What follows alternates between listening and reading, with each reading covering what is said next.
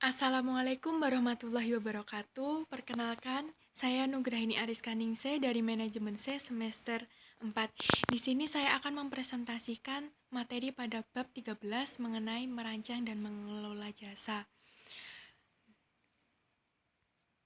Nah, sebelum masuk pada materi, perlu diketahui bahwa saat ini perusahaan jasa sedang mengalami perkembangan yang sangat pesat. Nah, berbeda dengan dahulu di mana perusahaan produk ini mengalami kesulitan dalam mendiferensiasikan produk fisik mereka. Nah, lalu mereka menemukan inovasi yaitu beralih ke diferensiasi jasa.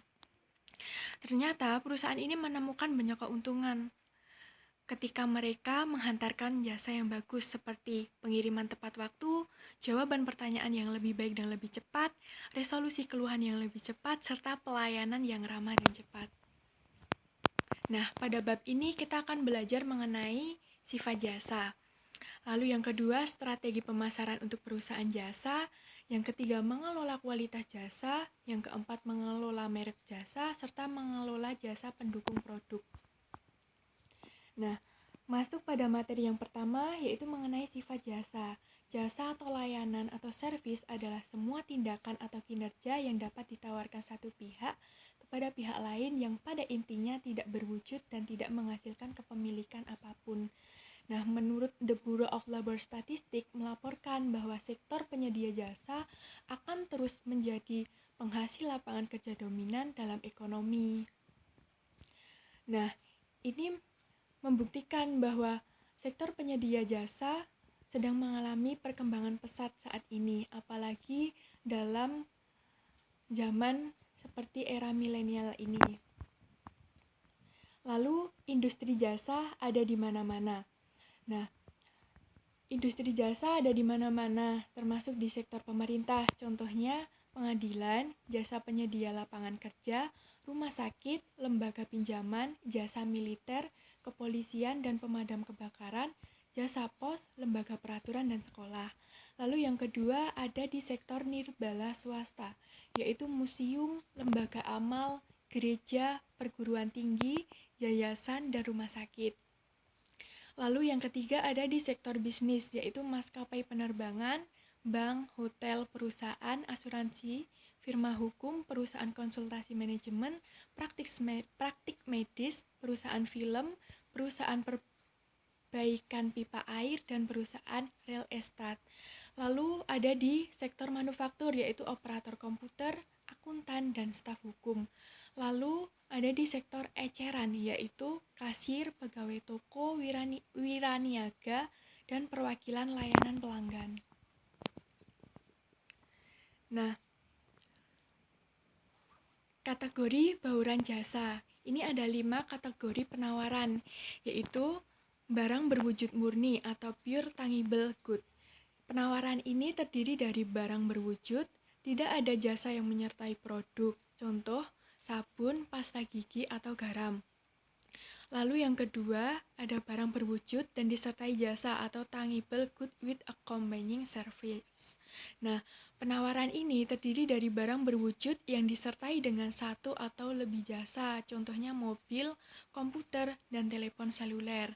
Lalu yang ketiga ada hibrida atau hybrid, yaitu penawaran terdiri dari bagian barang dan jasa yang sama proporsinya, contohnya restoran. Lalu selanjutnya ada jasa utama yang disertai barang dan jasa kecil. Nah, penawaran ini terdiri dari jasa utama beserta tambahan jasa atau barang pendukung. Sebagai contoh airline atau banking. Nah, yang terakhir ada jasa murni atau pure service, yaitu penawaran murni terdiri dari jasa. Contohnya pengasuh bayi, psikoterapi, dan pijat. Lalu, kategori bauran jasa selanjutnya yaitu generalisasi jasa. Yang pertama ada jasa bervariasi, mulai dari jasa berbasis peralatan atau cuci mobil otomatis, mesin penjual otomatis. Nah, atau berbasis orang, yaitu cuci jendela dan jasa akuntansi. Lalu yang kedua ada perusahaan jasa dapat memilih di antara berbagai proses untuk mengantarkan layanan mereka. Nah, ini contohnya restoran ini mengembangkan format jasa gaya kantin, makanan cepat saji, prasmanan, dan suasana romantis. Lalu yang ketiga ada beberapa jasa membutuhkan kehadiran klien. Nah, sebagai contoh, bedah otak membutuhkan kehadiran klien atau tidak. Nah, contohnya salon kecantikan atau dokter. Nah, yang keempat, ini jasa harus memenuhi kebutuhan pribadi atau jasa pribadi atau kebutuhan bisnis atau jasa bisnis. Seperti contohnya MRO Security Network Company. Lalu yang terakhir ada penyedia jasa mempunyai tujuan atau laba atau nirbala dan kepemilikan atau tertutup atau terbuka yang berbeda. Contohnya perusahaan, lembaga amal, dan zakat. Nah,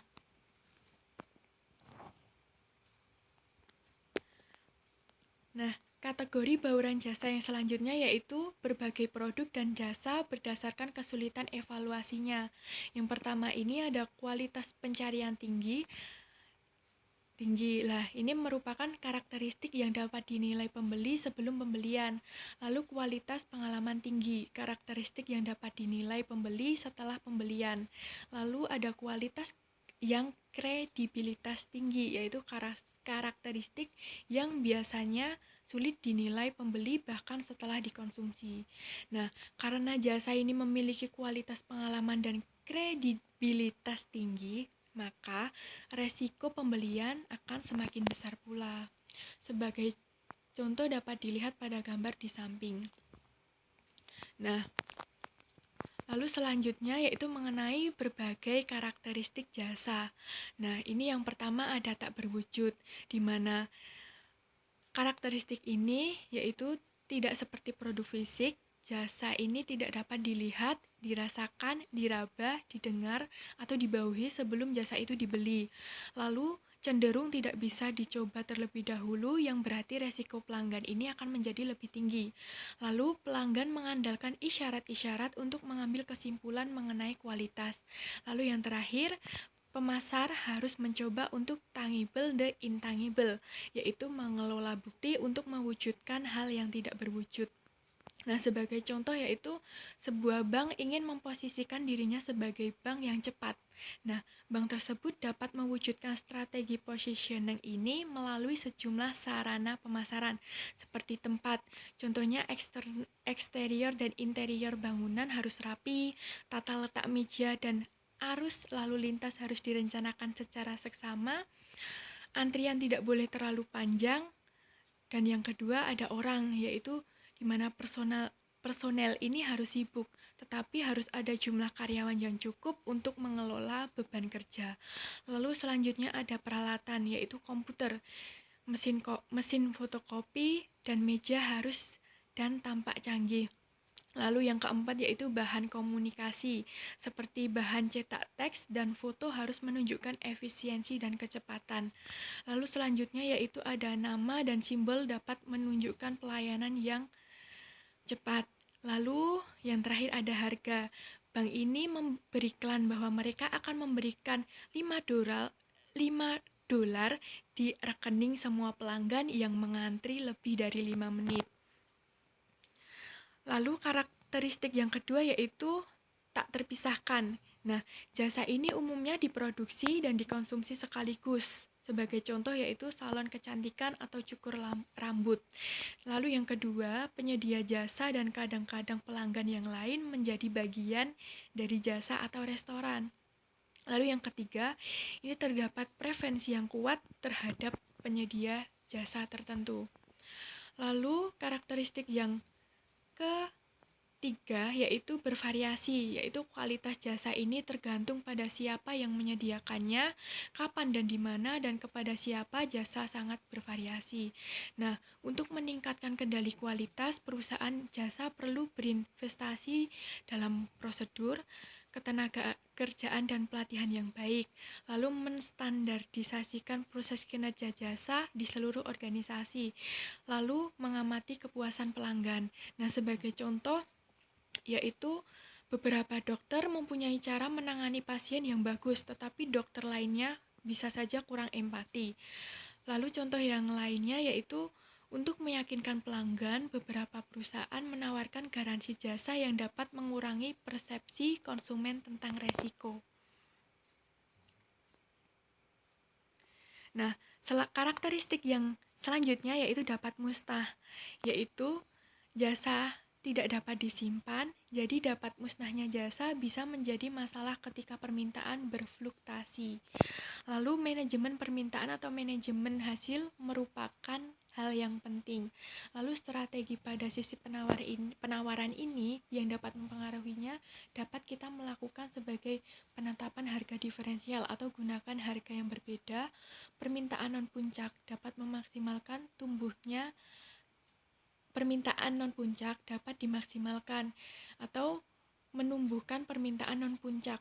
Lalu jasa komplementer atau kembangkan layanan pelengkap. Lalu sistem reservasi. Nah, itu pada sisi permintaan. Lalu pada sisi penawaran dapat dilakukan yaitu dengan cara memperkerjakan karyawan paruh waktu. Lalu efisiensi rutinitas periode puncak. Lalu peningkatan partisipasi konsumen dapat didorong. Lalu berbagai jasa atau bagi layanan. Nah, ini dapat meningkatkan penawaran. Lalu yang terakhir yaitu fasilitas untuk ekspansi masa depan bisa menjadi investasi yang bagus. Nah, lalu selanjutnya yaitu strategi.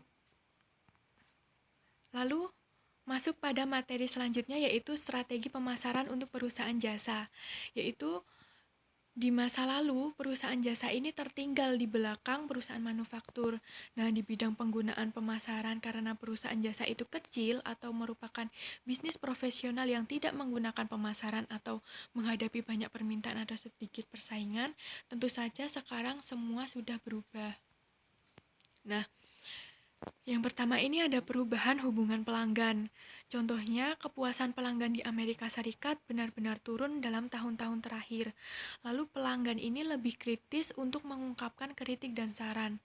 Lalu masih banyak keluhan pelanggan kurang didengar seperti informasi yang tidak akurat, personel yang tidak responsif, kasar dan tidak terlatih, lalu waktu tunggu yang relatif lama. Lalu bahkan lebih buruk lagi, banyak pelanggan menemukan bahwa keluhan mereka tidak pernah benar-benar sampai ke manusia karena telepon atau layanan pelanggan online yang lambat atau rusak. Nah, lalu selanjutnya yaitu perubahan hubungan pelanggan. Nah, yang mempengaruhi ini yang pertama ada tingkat laba, yaitu di mana segmentasi pelanggan berdasarkan tingkat laba. Nah, ketika pelanggan ini prioritas, maka pelayanan ini mereka memaksimumkan. Lalu pelanggan yang non prioritas mereka meminimumkan pelayanannya. Lalu yang kedua ada pemberdayaan pelanggan, yaitu peran aktif media membuat keluhan pelanggan yang satu dapat didengar oleh pelanggan yang lain. Lalu ini merupakan akibat dari kemajuan di teknologi informasi dan internet. Lalu solusi bagi perusahaan ini yang dapat dilakukan yaitu merespon keluhan pelanggan secepat mungkin dan mencegah terjadinya ketidakpuasan di masa depan. Nah, ini untuk memelihara hubungan pelanggan dan memberi perhatian. Lalu ada yang ketiga yaitu core production, yaitu pelanggan memainkan peran aktif dalam menghantarkan jasa. Nah, kata-kata dan tindakan pelanggan ini mempengaruhi kualitas pengalaman jasa mereka dan orang lain, serta produktivitas karyawan lini depan. Lalu hasil studi ini mengatakan bahwa sepertiga masalah jasa ini disebabkan oleh pelanggan. Nah, ternyata dalam mengelola kegagalan pelanggan ini jauh lebih sulit daripada mengatasi kegagalan mereka sendiri. Lalu bekerja sama dengan pelanggan untuk mengatasi kegagalan. Nah, solusi yang dapat dilakukan yaitu merancang kembali proses dan mendefinisikan ulang peran pelanggan untuk menyederhanakan pemenuhan jasa, penerapan teknologi yang tepat untuk membantu karyawan dan pelanggan, lalu menciptakan pelanggan berkinerja tinggi dengan meningkatkan kejelasan peran, motivasi, dan kemampuan pelanggan, lalu mendorong masyarakat pelanggan di mana pelanggan membantu pelanggan. Nah, Pemasaran holistik untuk jasa. Berikut merupakan faktor-faktor yang menyebabkan perilaku peralihan pelanggan. Bisa dilihat pada gambar. Lalu, pemasaran holistik untuk jasa ini membutuhkan yaitu pemasaran eksternal. Ini menggambarkan pekerjaan persiapan, penetapan harga, distribusi, dan promosi normal sebuah jasa kepada pelanggan. Lalu pemasaran internal menggambarkan pelatihan dan pemotivasian karyawan untuk melayani pelanggan dengan baik. Lalu ada pemasaran interaktif di mana menggambarkan keahlian karyawan dalam melayani klien. Nah, lalu materi selanjutnya yaitu mengenai kualitas jasa. Kualitas jasa ini perusahaan diuji pada setiap pelaksanaan jasa. Jika personel jasa membosankan, tidak dapat menjawab pertanyaan sederhana atau saling berkunjung ke personel lain sementara pelanggan menunggu, maka pelanggan ini akan berpikir 2 kali untuk melakukan bisnis lagi dengan penjual itu. Nah, harapan pelanggan dapat dilihat pada gambar tersebut. Nah, lalu masuk pada harapan pelanggan. Nah, pelanggan ini membentuk ekspektasi jasa dari banyak sumber seperti pengalaman masa lalu, berita dari mulut ke mulut, dan iklan. Nah, secara umum pelanggan ini membandingkan jasa anggapan dengan jasa yang diharapkan. Nah, jika jasa anggapan berada di bawah jasa yang diharapkan, pelanggan ini akan kecewa. Lalu perusahaan yang berhasil menambahkan manfaat pada penawaran mereka sehingga pelanggan ini tidak hanya puas tetapi terkejut dan sangat puas. Lah, pelanggan ini akan sangat puas bila mendapatkan pengalaman yang melebihi harapannya. Lalu selanjutnya yaitu mengenai 5 kesenjangan yang menyebabkan kegagalan pengiriman jasa, yaitu kesenjangan antara harapan konsumen dan persepsi manajemen, di mana manajemen ini tidak selalu mempunyai tanggapan yang benar tentang apa yang diinginkan pelanggan. Lalu kesenjangan antara persepsi manajemen dan spesifikasi kualitas jasa, yaitu di mana manajemen mungkin mempunyai anggapan yang benar terhadap keinginan pelanggan tetapi tidak menetapkan standar kinerja. Lalu, kesenjangan antara spesifikasi kualitas jasa dan penghantaran jasa.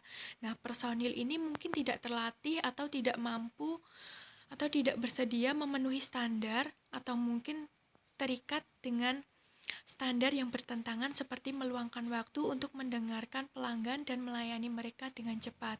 Lalu kesenjangan antara penghantar jasa dan komunikasi eksternal, di mana harapan konsumen ini dipengaruhi oleh pernyataan yang dibuat oleh iklan dan perwakilan perusahaan. Lalu kesenjangan yang terakhir yaitu kesenjangan antara jasa anggapan dan jasa yang diharapkan. Nah, kesenjangan ini terjadi ketika konsumen salah menganggap kualitas jasa. Lalu ada 5 determinan kualitas, yaitu yang pertama ada keandalan atau kemampuan untuk melaksanakan jasa yang dijanjikan dengan andal dan akurat. Lalu responsivitas yaitu kesediaan membantu pelanggan dan memberikan layanan tepat waktu. Lalu yang ketiga jaminan, yaitu pengetahuan dan kesopanan karyawan serta kemampuan mereka untuk menunjukkan kepercayaan dan keyakinan. Lalu ada empati, yaitu memberikan perhatian pribadi kepada pelanggan. Lalu yang terakhir yaitu wujud, yaitu penampilan fasilitas fisik, peralatan personel, dan bahan komunikasi. Nah, lalu praktik terbaik manajemen kualitas jasa, yaitu yang pertama ada konsep strategis, yaitu di mana perusahaan jasa harus peka dan memahami kebutuhan pelanggan sasaran. Perusahaan harus mengembangkan strategi khusus untuk memuaskan kebutuhan pelanggan. Nah, contohnya Hotel Four Seasons. Lalu yang kedua ada komitmen manajemen puncak, yaitu perusahaan mempunyai komitmen menyeluruh terhadap kualitas jasa. Nah, manajemen perusahaan setiap bulan tidak hanya memantau kinerja keuangan saja, tetapi juga memantau kinerja jasa. Contohnya McDonald dan Walmart. Nah, yang ketiga ini ada standar tinggi, yaitu penyedia jasa terbaik menetapkan standar kualitas jasa yang tinggi. Contohnya Citibank. Lalu selanjutnya yaitu teknologi swalayan atau self-service technology atau SST. Nah, ini merupakan interaksi jasa antar manusia digantikan oleh teknologi swalayan. Nah, tidak semua SST ini meningkatkan kualitas jasa. Nah, SST ini dapat membuat transaksi jasa lebih akurat, nyaman, dan lebih cepat. Lalu SST ini dapat mengurangi biaya. Contohnya, IBM menghemat 2 miliar dolar dengan mengalihkan 99 juta layanan panggilan telepon ke layanan online. Nah, lalu selanjutnya ada yang kelima, yaitu mengawasi sistem, di mana perusahaan ini mengaudit kinerja mereka sendiri maupun pesaingnya secara teratur. Nah, untuk menyelidiki kepuasan dan ketidakpuasan pelanggan, perusahaan ini mengumpulkan pengukuran suara pelanggan atau Voice of Customer atau VOC. Nah, lalu selanjutnya yaitu VOC. Nah, lalu selanjutnya yaitu bentuk pengawasan, yaitu belanja perbandingan, pembelanjaan misterius, survei pelanggan, formulir saran dan keluhan, tim audit jasa, dan surat kepada presiden. Nah, selanjutnya yaitu memuaskan keluhan pelanggan, yaitu mendorong pelanggan yang kecewa untuk mengajukan keluhan dan juga memberdayakan karyawan untuk memulihkan situasi di tempat. Nah, perusahaan ini juga meningkatkan kualitas pusat panggilan dan perwakilan layanan pelanggan atau Customer Service Representative atau CSR. Nah, contohnya Pizza Hut, mereka itu mencetak nomor bebas pulsanya di semua kotak pizza, begitupun dengan Hyatt Hotel. Nah, lalu selanjutnya yaitu memuaskan karyawan dan pelanggan sekaligus. Nah, sikap karyawan yang positif akan mendorong kesetiaan pelanggan yang lebih kuat. Contohnya taksi Bluebird. Masuk pada materi selanjutnya yaitu mengelola merek jasa. Nah, beberapa merek terkuat dunia adalah jasa seperti pemimpin jasa keuangan Citigroup, American Express, JP Morgan, HSBC, dan Goldman Sachs. Seperti merek lainnya, merek jasa harus ahli dalam mendiferensiasikan diri mereka sendiri dan mengembangkan strategi merek yang tepat. Nah, lalu kita akan mempelajari bagaimana mendiferensiasikan jasa dan mengembangkan strategi merek untuk jasa. Nah, mendiferensiasikan jasa ini, pemasar ini sering kali mengeluh tentang sulitnya mendiferensiasikan jasa mereka. Lalu, dalam mendiferensiasikan jasa dapat dilakukan melalui fitur-fitur inovatif seperti dalam paket jasa primer dan fitur jasa sekunder. Nah, merek ini dapat tumbuh melalui berita dari mulut ke mulut, humas, dan pemasaran viral. Lalu kisaran jasa murni dan keberhasilan usaha lintas penjualannya. Nah, ini menekankan pentingnya kreativitas dan inovasi. Lalu selanjutnya yaitu mengembangkan strategi merek untuk jasa. Nah, dalam pengembangan strategi merek untuk jasa harus memperhatikan yaitu satu, pemilihan elemen merek. Nah, karena jasa ini tidak berwujud dan karena pelanggan sering membuat keputusan dan pengaturan tentang jasa di tempat yang jauh dari lokasi jasa sebenarnya atau di rumah atau bisa juga di kantor, pengingat merek ini menjadi sangat penting. Jadi nama merek yang mudah diingat menjadi penting. Lalu selanjutnya adalah menetapkan dimensi citra, yaitu mengingat sifat manusiawi dari jasa dan mengejutkan jika kepribadian merek merupakan dimensi citra yang penting untuk jasa. Lalu selanjutnya yaitu merencanakan strategi penetapan merek. Dan yang terakhir ini, jasa juga harus mempertimbangkan pengembangan hierarki merek dan portofolio merek yang memungkinkan positioning dan membidik segmen pasar berbeda. Nah, materi yang selanjutnya yaitu mengelola jasa pendukung produk.